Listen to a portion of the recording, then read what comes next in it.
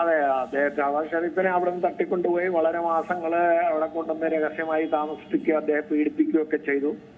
പല രീതിയിൽ ഉപദ്രവിച്ചു. അതിന് അദ്ദേഹത്തിനെ തട്ടിക്കൊണ്ട് പോയതായിട്ടും അദ്ദേഹത്തിനെ ഇവര് ഭീഷണിപ്പെടുത്തിയിരുന്നതായിട്ടും മറ്റാളുകളെയൊക്കെ ഇതിനു വേണ്ടിയിട്ട് ഉപദ്രവിച്ചിരുന്നു എന്നൊക്കെയുള്ള വേറെ തെളിവുകളൊക്കെ ഉണ്ട്.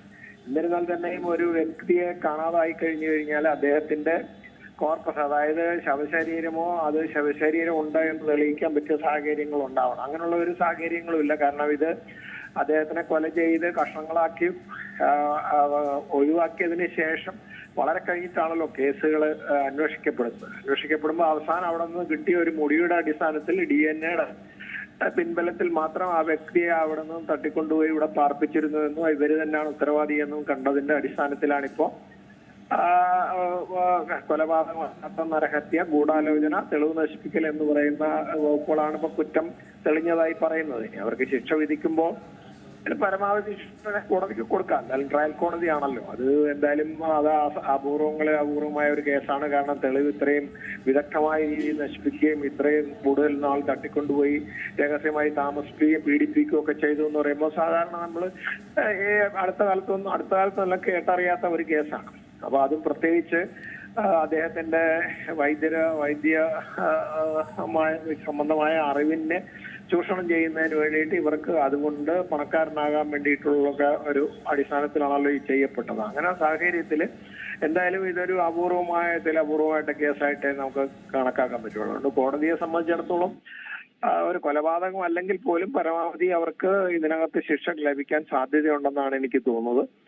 അപ്പോ അതില് നമ്മള് കോടതിയെ സംബന്ധിച്ചിടത്തോളം DNA എന്ന് പറയുന്നത് നമ്മള് സയന്റിഫിക് ആയിട്ടുള്ള ഒരു തെളിവാണ്, സ്വീകാര്യമായ തെളിവാണ്. അത് കോടതിയെ സംബന്ധിച്ചിടത്തോളം ഈ കേസിൽ നിർണായകമായിട്ട് ഈ പറയുന്ന 3 വകുപ്പുകൾ തെളിയിക്കാൻ ഉതകുന്നതായിട്ട് തോന്നുന്നുണ്ട്. അതാണ് കോടതിക്ക് ബോധ്യപ്പെട്ടിരിക്കുന്നത്. എന്തായാലും ഇത് വളരെ നല്ലായിരുന്നു. പക്ഷെ ഇത് അത്യപൂർവമായിട്ടാണ് ഇങ്ങനെ ഒരു സംഭവം ഉണ്ടായത്. ഒരു ശിക്ഷയിലേക്ക് എത്താൻ തന്നെ സാധിക്കുമെന്ന് നമ്മളാരും പ്രതീക്ഷിച്ചിട്ടില്ല. എന്നാലും അത് ഒരു ചെറിയ തെളിവിന്റെ അടിസ്ഥാനത്തിൽ കോടതിക്ക് അത് ബോധ്യപ്പെടാൻ കഴിഞ്ഞു എന്ന് പറയുന്നത് അന്വേഷണ പോലീസിനെ സംബന്ധിച്ചുള്ള അതൊരു വിജയമാണ്. ഇങ്ങനെയുള്ള കേസുകൾ അപൂർവമായിട്ട് തന്നെ ഈ രീതിയിൽ പര്യവസാനിക്കാറുള്ളൂ. എന്തായാലും അത് സന്തോഷകരമായ ഒരു കാര്യമാണ്. പ്രതികൾക്ക് പരമാവധി ശിക്ഷ കിട്ടട്ടെ എന്ന് മാത്രമേ പറയാൻ പറ്റൂ.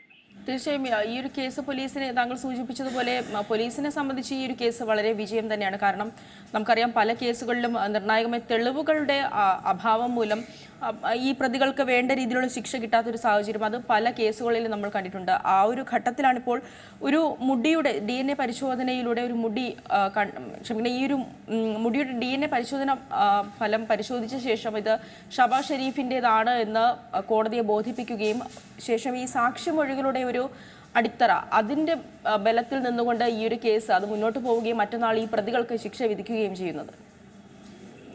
തീർച്ചയായിട്ടും അതാണല്ലോ ഇവിടുത്തെ പ്രധാനപ്പെട്ട കാര്യം. കാരണം ഒരു വ്യക്തിയെ ഉന്മൂലനം ചെയ്യുന്നതിന് മുമ്പ് അത്ര വലിയ ഗൂഢാലോചനയും അതിനു വേണ്ടിയിട്ട് ഒരുപാട് മുന്നൊരുക്കങ്ങളും കുറ്റകൃത്യം നടന്നതിന് ശേഷം ആ പ്രതിയെ അവരുടേതായ തടങ്കലിൽ സൂക്ഷിക്കുകയൊക്കെ ചെയ്ത് ഒരുപാട് പീഡിപ്പിക്കുകയൊക്കെ ചെയ്ത ഒരുപാട് നാൾ വഴികളുള്ള ഒരു കേസാണ്. എന്നാലും അതിനെ അദ്ദേഹവുമായി ബന്ധപ്പെട്ട മറ്റ് സാക്ഷികളുടെ തെളിവുകളും അദ്ദേഹത്തിനെ അവിടെ തന്നെ ചിലർ കണ്ടു എന്നും അവിടെ നിന്ന് ചില പ്രത്യേക സാഹചര്യങ്ങളൊക്കെ വരുമ്പോൾ ഈ വ്യക്തി അവിടെ ഉണ്ടായിരുന്നു എന്ന് ഈ മുടിയിലെ DNA ആ വ്യക്തിയുടെ സാന്നിധ്യം അവിടെ വരുന്നുണ്ട്. അപ്പോ ബാക്കിയുള്ള സാക്ഷിയുടെ തെളിവുകളൊക്കെ ഈ DNA തെളിവിന്റെ പശ്ചാത്തലത്തിൽ കോടതിക്ക് സ്വീകരിക്കാൻ പറ്റുന്ന ഒരു തെളിവാണ്. അതുകൊണ്ട് ആ മുടിയുടെ DNA എന്ന് പറയുന്ന ആ തെളിവാണ് ഇവിടുത്തെ ഏറ്റവും നിർണായകമായത്. ആ തെളിവിലൂടെ ബാക്കിയുള്ള കാര്യങ്ങളും കൂടെ ഇത്രയെങ്കിലും തെളിയിക്കാൻ കഴിഞ്ഞു എന്ന് പറയുന്നത് പ്രോസിക്യൂഷനെ സംബന്ധിച്ചുള്ള പോലീസിനെ സംബന്ധിച്ചിടത്തോളം ഒരു വലിയ വിജയമാണ്. അതൊരു പുതിയൊരു അധ്യായമായിട്ട് തന്നെ നമുക്ക് തെളിവിന്റെ അല്ലെങ്കിൽ പോലീസ് അന്വേഷണത്തിൽ രേഖപ്പെടുത്താൻ പറ്റിയ കഴിവായിട്ടാണ് എനിക്ക് തോന്നുന്നു. ഏറ്റവും പുതിയ വാർത്തകളും വിശേഷങ്ങളും വിരൽ തുമ്പിലറിയാൻ സീ മലയാളം ന്യൂസ് എല്ലാ ഡിജിറ്റൽ പ്ലാറ്റ്ഫോമുകളിലും ലഭ്യം.